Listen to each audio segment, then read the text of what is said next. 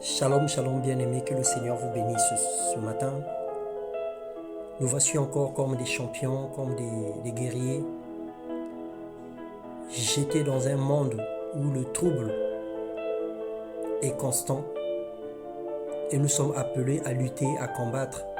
Nous sommes appelés à préserver nos vies. Nous sommes appelés à lutter contre le péché et contre toutes les mauvaises choses qui nous entourent. Alors sans Dieu, nous ne pouvons rien faire. C'est ainsi que nous louons et honorons son nom. Par sa grâce, nous avons la paix, la joie et la vie nouvelle. Que son nom soit glorifié à jamais dans le nom de Jésus. Jésus-Christ est la source intarissable qui comble nos cœurs. Tel est le thème de notre exhortation ce matin.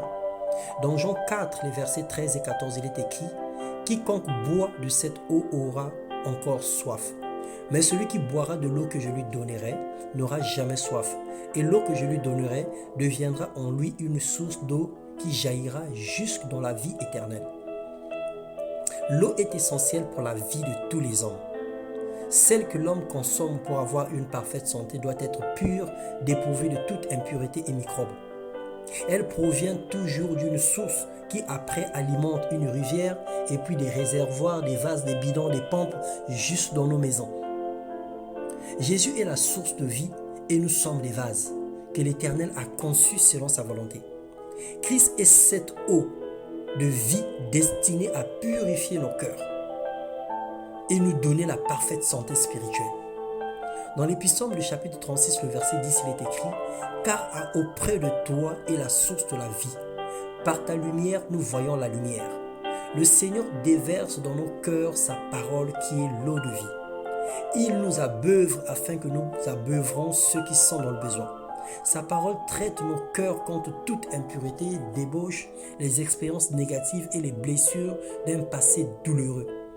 Proverbe 4, le verset 23, il est écrit « Garde ton cœur plus que toute autre chose, car de lui viennent les sources de la vie. » Notre cœur est le vase que la source remplit régulièrement. Laissons la parole de Dieu combler nos cœurs afin que le mal se dissipe et que la puissance de Dieu au travers de sa parole change véritablement nos cœurs et nos vies. Alors nous prions ce matin. Père, en tant que vase, nous prions que tu nous remplisses de ta parole afin que le contenu de nos vases soit pur et que nos vies reflètent ta volonté et ta gloire dans le nom puissant de ton Fils et unique Jésus-Christ. Manifeste en nous ta divine puissance. Nous voulons aimer ta parole. Nous voulons aimer la sainteté. Nous voulons aimer la sanctification. Nous voulons aimer l'amour du prochain. Et nous voulons faire le bien régulièrement.